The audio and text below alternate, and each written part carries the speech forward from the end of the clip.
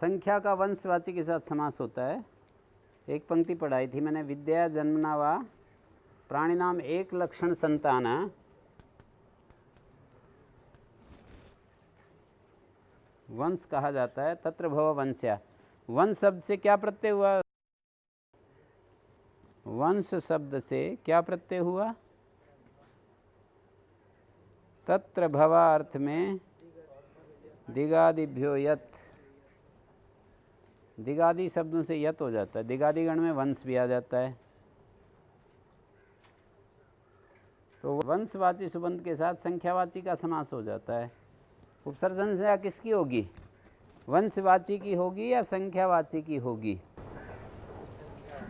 क्यों क्यों संख्यावाची का क्यों उपसर्जन संज्ञा होगी? बात बताओ, कारण बताओ। प्रथमा विभक्ति है इसलिए हैं। द्वौ मुनि व्याकरणस्य वंश्यो, तो देखो द्विमुनि ऐसा बन गया, ये हो गया संख्यावाची और ये मुनि हो गया वंशवाची। क्यों ना कुल? मुनि में तो हरस स्वीकार होता है, दीर्घ ईकार कैसे हो गया? हाँ, तो अंतर्वर्तनी विभक्ति का लुक हो जाएगा। अंतर्वर्तनी विभक्ति क्या है यहाँ पर, तुम बताओ। यहाँ क्या है ये पूछा मैंने। हाँ, द्वौ औ। हाँ हाँ, तो अंतर्वर्तनी विभक्ति का लुक हो गया। द्विमुनि अविभाव संज्ञा हो गई अवैधाप सुपा विभक्ति का। द्विमुनि से फिर एक विभक्ति आएगी, नई विभक्ति। समास होने के बाद फिर एक विभक्ति आती है, हैं? कृतधित समासाश्च स्वादुत्पत्ति करके फिर एक विभक्ति आती है, उसका लुक हो गया, हैं? इस तरह से द्विमुनि शब्द बना, ठीक है। और व्याकरण के दो मुनि, ये कहना चाह रहे हैं ना, व्याकरण से द्वौ मुनि वंश्यौ, ये कहना चाह रहे हैं। व्याकरण के दो मुनि वंश हैं, माने मुनि जो है वो वंश हैं, वंश में होने वाले हैं। व्याकरण वंश में होने वाले वंश हैं मुनि, ठीक है। विद्या संबंध से जो है मुनि वंशवाची है। वंश तो वंश हो ही गया, वंश में होने वाला वंश, तो वंश में होने वाला मुनि हो गया वंश्य शब्द। व्याकरण विद्या में जिसका अस्तित्व हो रहा है, व्याकरण विद्या में जो अस्तित्व में आ रहा है, व्याकरण विद्या से संबंधित, तो ऐसे दो मुनि।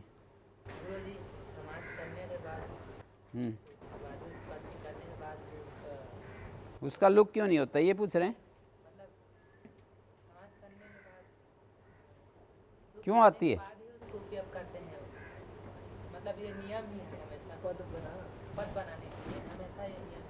नहीं, वो तो जो विभक्ति आप कहना चाहते हो वो विभक्ति आ जाएगी। राज्य पुरुषा राजपुरुष तो बन गया, पर आप विभक्ति का प्रयोग तो करना ही पड़ेगा ना। ये बताओगे कि राजपुरुष के द्वारा, राजपुरुष के लिए, राजपुरुष का, राजपुरुष में, राजपुरुष से, जो आप कहना चाहते हो वो विभक्ति लानी पड़ेगी। राजपुरुष से कहना चाहोगे तो पंचमी, राजपुरुष का कहना चाहोगे तो राजपुरुषस्य बनाओगे तो षष्ठी लानी पड़ेगी, राजपुरुषः प्रथमा लानी पड़ेगी। हाँ, यदा तु विद्यया तद्वताम, ये एक नई अच्छी सी बात है ध्यान देने की।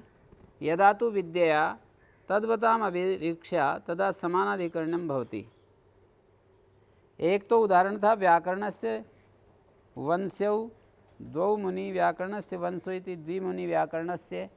अब द्विमुनि व्याकरणम को सिद्ध करके दिखा रहे हैं। उदाहरण है द्विमुनि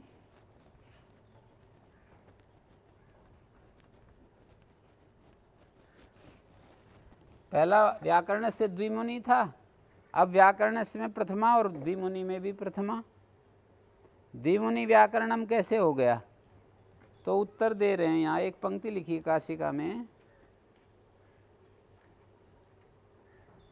विद्या तद्वताम अभेद विवक्षा। ये तो विद्या है ना व्याकरण, विद्या के साथ तद्वताम किम वताम, तद्वताम किम वताम,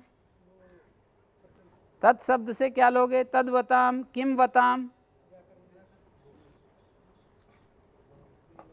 यदा तु विद्या तद्वताम विद्यावताम, जब विद्या के साथ विद्या वालों की एक रूपता होती है, विद्या वाले विद्या के साथ, व्याकरण तो विद्या होगी, विद्या वाले का कौन है? द्विमुनि। विद्या वाले दो मुनि कहे जा रहे हैं। तो विद्या के साथ विद्या वालों की जब अभेद विवक्षा होती है तो समानाधिकरण हो जाएगा अभेद विवक्षा में। तब ये जो है द्विमुनि व्याकरणम त्रिमुनि व्याकरणम प्रयोग होगा। भेद विवक्षा होगी, विद्या की विद्या वालों के साथ भेद विवक्षा होगी, तब तो षष्ठी होगी। भेद विवक्षा में तो हमेशा षष्ठी होती है। व्याकरण से द्विमुनि बनेगा। लेकिन विद्या की विद्या वाले के साथ यदि अभेद विवक्षा होगी तो फिर प्रथमा होगी, समानाधिकरण होगा, हैं? द्विमुनि व्याकरणम बनेगा। अभेद विवक्षा में प्रथमा, भेद विवक्षा में षष्ठी। जैसे आपकी और आपके संपत्ति की, आपके शरीर की अभेद विवक्षा होगी तो आप कहलाएंगे। भेद विवक्षा होगी तो आपकी गाड़ी, आपका मोबाइल, आपका टेलीफोन, आपका वस्त्र, आपकी पुस्तक, ये प्रयोग होगा। पुस्तक के साथ आपकी अभेद विवक्षा होगी तो आप और पुस्तक एक रूप बन जाएंगे, हैं? जैसे राम का शरीर, राम शरीर की अभेद विवक्षा हो गई, तब तो राम का शरीर नहीं व्यवहार होगा, राम। भेद विवक्षा होगी माने शरीर और राम की अभेद विवक्षा होगी तो राम का शरीर नहीं होगा, राम, यही प्रयोग होगा। भेद विवक्षा होगी तब षष्ठी होगी, हैं? जब हम मैं और मेरा में भी घटा सकते हो। जब हम भेद विवक्षा करते हैं तब मेरा भाव आता है, अभेद विवक्षा में मैं होता है, हैं?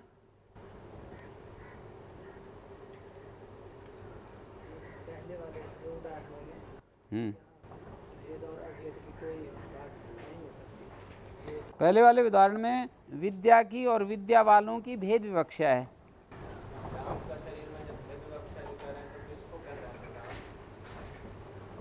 राम तो ले लिया उसका अंतःकरण, मन, बुद्धि, जीव वगैरह को, और भेद विवक्षा में शरीर उससे अलग करके देख रहे हैं। और जब शरीर और शरीरी को एक ही कर दिया तो फिर षष्ठी नहीं होगी, राम शब्द का प्रयोग हो जाएगा। शरीर और शरीरी दो होते हैं ना, क्यों भाई? शरीरी क्या होता है? शरीर है जिसका, उसको शरीर कहते हैं। जीव, मन, बुद्धि आदि शरीर और शरीर की अभेद विवक्षा भी हो सकती है, भेद विवक्षा भी। अभेद विवक्षा में प्रथमा और भेद विवक्षा में षष्ठी। जीवित रहते हुए बोलेंगे राम है और मृत्यु के बाद राम का शरीर है। व्यवहार तो ऐसे भी कर देते हैं ना, रोज कर रहे हैं हम। मैं दिल्ली जाऊंगा, शरीर की अभेद विवक्षा ही तो है, हैं? मैं रोटी खाऊंगा, मेरी रोटी कहाँ है, मेरा दूध कहाँ है, यहाँ भेद विवक्षा होगी, हैं? मेरा घर, मैं तो मर गया, घर जब जल गया तो मैं जल मतलब मैं तो मर गया, अभेद विवक्षा होगी। घर के साथ मैं की अभेद विवक्षा हुई तभी तो मैं मरा। घर के मरने से, घर के जलने से मैं मरा। कैसे मरा? घर के साथ उसने एक रूपता कर ली।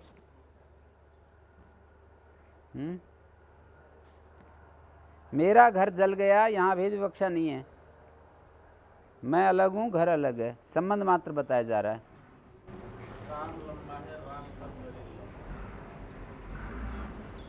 राम लंबा है, हैं? अभेद विवक्षा हो गई। राम जो शरीरी माना और लंबा शरीर था। हाँ, राम का लंबा शरीर, हाँ। काके की और रारेरी, काके की और रारेरी भेद विवक्षा में आते हैं। काके की रारेरी भेद विवक्षा में आते हैं, और काके की रारेरी हटा देते हैं तो अभेद विवक्षा हो जाती है। रारेरी, मेरा, मेरी, मेरे, तुम्हारा, तुम्हारी, तुम्हारे। हाँ, क्या कह रहे हो? व्याकरण के दो मुनि, ये तो भेद विवक्षा है, जहाँ काके की आ जाएगा। और व्याकरण दो मुनि तो अभेद विवक्षा है। व्याकरण ये तो विद्या है, और दो मुनि विद्या वाले हैं, उन दोनों की अभेद विवक्षा कर दी। विद्या और विद्या वालों की अभेद विवक्षा कर दी। विद्या के दो, हाँ, व्याकरण विद्या के दो मुनि। जन्मना, जन्म की दृष्टि से देखिए, ये तो विद्या की दृष्टि से था। एक विंशति भारद्वाजम, एक विंशति जो है संख्यावाची है, भारद्वाज वंशवाची है। समास हो गया, समास होने पर नाव्ययी भावात् दतोम तो पंचम्या से विभक्ति को अम हो गया, तो एक विंशति भारद्वाजम बन गया। मिला करके लिखना चाहिए एक विंशति और भारद्वाजम को। समानाधिकरण अभेद विवक्षा में होता है और व्यधिकरण भेद विवक्षा में होता है, जानते हैं? जो व्याकरण है वही दो मुनि है, अलग नहीं है वो। व्याकरण की महिमा बताने के लिए अभेद विवक्षा कर देते हैं। महिमा की पराकाष्ठा बतानी हो ना, तो व्याकरण और दो मुनि को एक कर दिया। रूपक में जो है सादृश्य जो है अधिक हो जाता है ना। व्याकरण और व्याकरण के आचार्य दोनों को अभेद कर देते हैं ना। जैसे कोई भारत देश से एम्बेसडर बन करके जाता है तो भारत आया है, यहाँ पर अभेद विवक्षा है ना। भारत का जो रिप्रेजेंटेटिव है उसको भारत कह रहे हैं, भारत के प्रतिनिधि को भारत, अभेद विवक्षा से कहा जा रहा है। भारत और भारत के प्रतिनिधि की जब अभेद विवक्षा होगी तो भारत, उस व्यक्ति को भारत कहेंगे।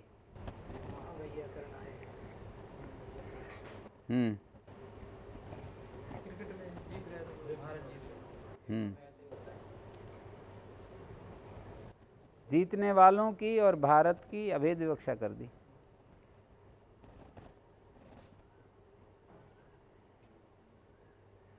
नदीभिश्च संख्याति अनुवर्तते, जन्म का एक विंशति भारद्वाजम, भारद्वाज शब्द है ये वंशवाची है।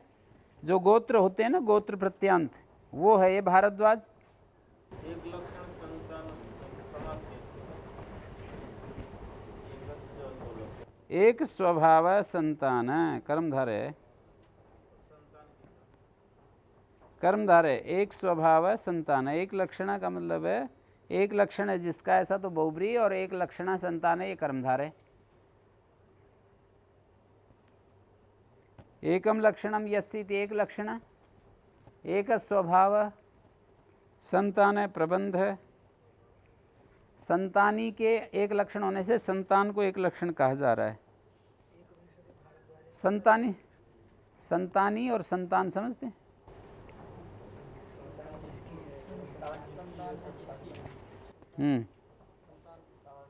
संतानी नाम एक लक्षणत्वात् संतानोपि एक लक्षणो भवति। विद्या एक लक्षण, वैयाकरण वंश है, उपाध्याय वंश है, जन्मना एक वंश है, ब्राह्मण वंश है, क्षत्रिय वंश है। संतान और संतानी, संतानी नाम एक लक्षणत्वात् संतानस्य एक लक्षणत्वम्। एक स्वभाव वाला होने से, एक स्वभाव वाला जो संतान है, संबंध है या प्रबंध है, बंधन है, एक ही चीज़ है। प्रबंध और संबंध अलग नहीं है, प्रकृष्ट बंधन और सम्यक बंधन, ठीक है। एक स्वभाव किस दृष्टि से देखेंगे?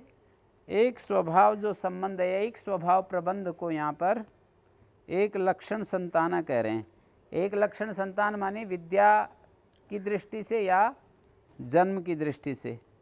एक स्वभाव वाला जो प्रबंध है या संबंध है, संतानियों के एक लक्षण, एक स्वभाव वाला होने से संतान भी एक लक्षण वाली हो गई। संतानी और संतान क्या है? क्यों भाई? यहाँ पर दिया है पद्मंजरी न्यास दोनों ने, संतानी नाम एक लक्षणत्वात् संतान से एक लक्षणत्वम्।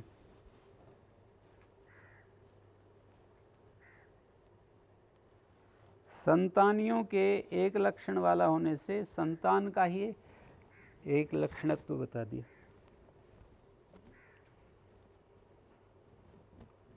जैसे संतान है पुत्र और संतानी पिता,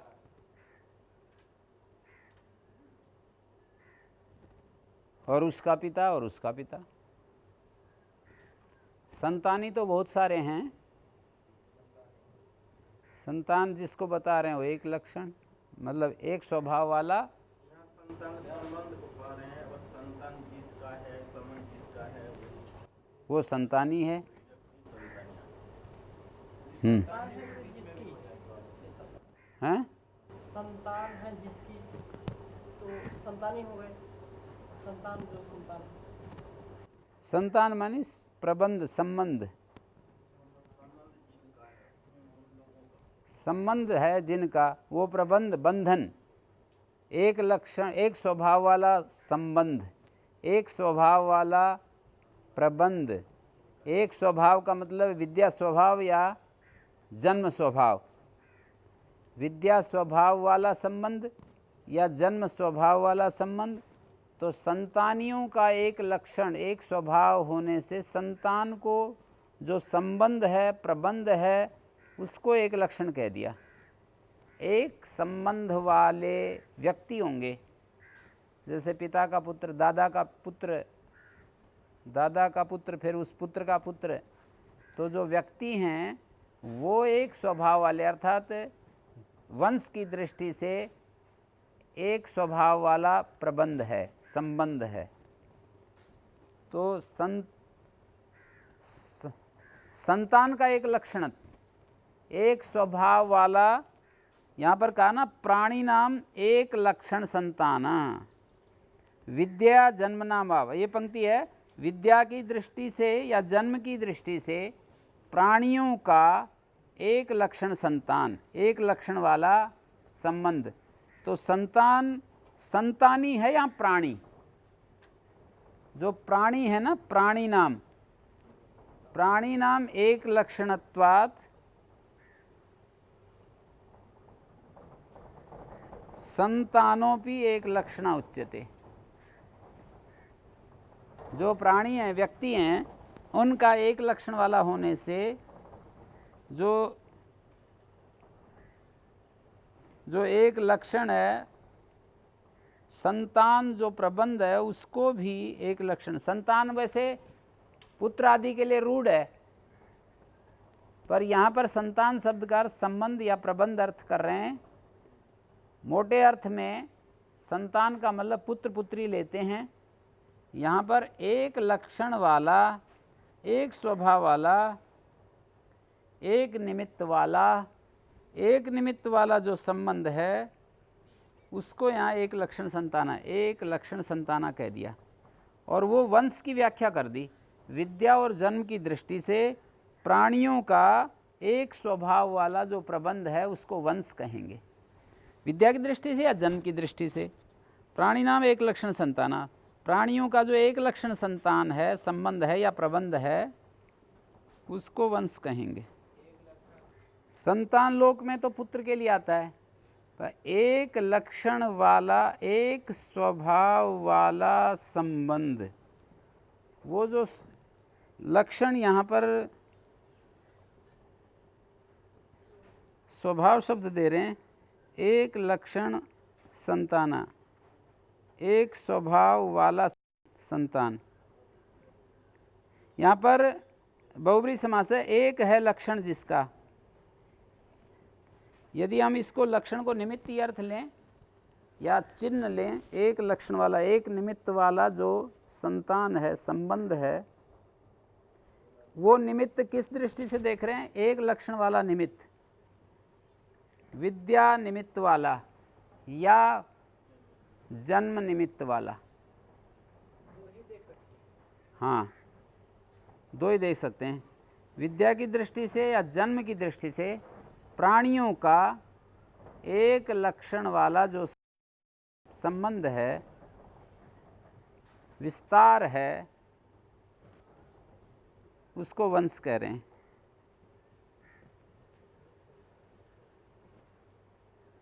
संतानी नाम एक लक्षणत्वात् संतानस्य एक लक्षणत्वम्। संतानियों का एक लक्षण होने से संतान का एक लक्षणत्व बता दिया। तत्र विद्या एक लक्षण, विद्या के द्वारा एक लक्षण वाला वैयाकरण वंश है, उपाध्याय वंश है। जन्म के द्वारा एक लक्षण वाला ब्राह्मण वंश है, क्षत्रिय वंश है।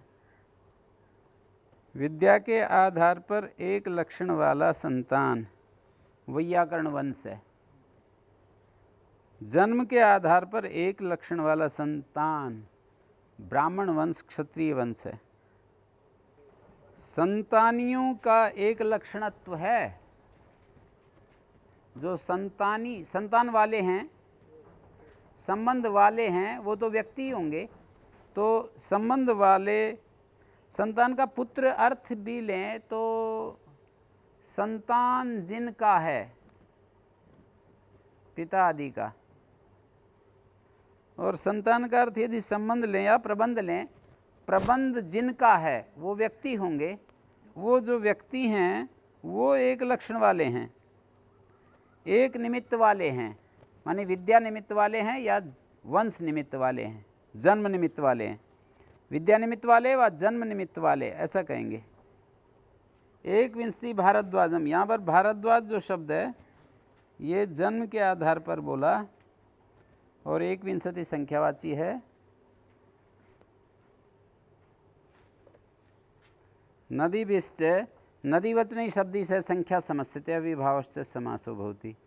समाहारे चाय स्थित इष्टि है, समाहार अर्थ में ही ये समास चाहते हैं। सप्त गंगम, समाहार अर्थ में ये समास होकर के गंगा से, गंग किस सूत्र से बना? हाँ भाई नकुल, सप्त गंगम कैसे बना है?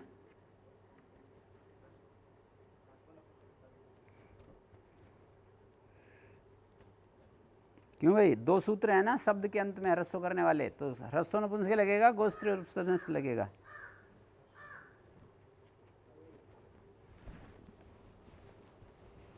अविभाव समास समाहार अर्थ में चाहते हैं और ये नपुंसक लिंग हो जाता है अविभाव समास, इसलिए ह्रस्व नपुंसक प्रातिपदिक से। द्वियमुनम, दो यमुना, दो 5 नदियाँ, सप्त गोदावरम, 7 गोदावरी, गोदावरी से फिर गोदावरम बन गया। अच प्रत्यय हो गया गोदावरी से।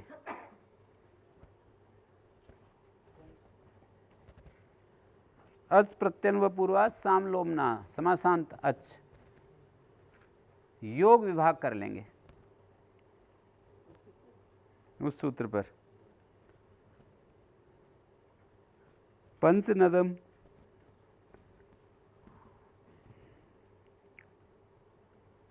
अन्य पदार्थे संज्ञाम संख्या इति निवृत्तम नदी ग्रहणम अनुवर्तते। हाँ?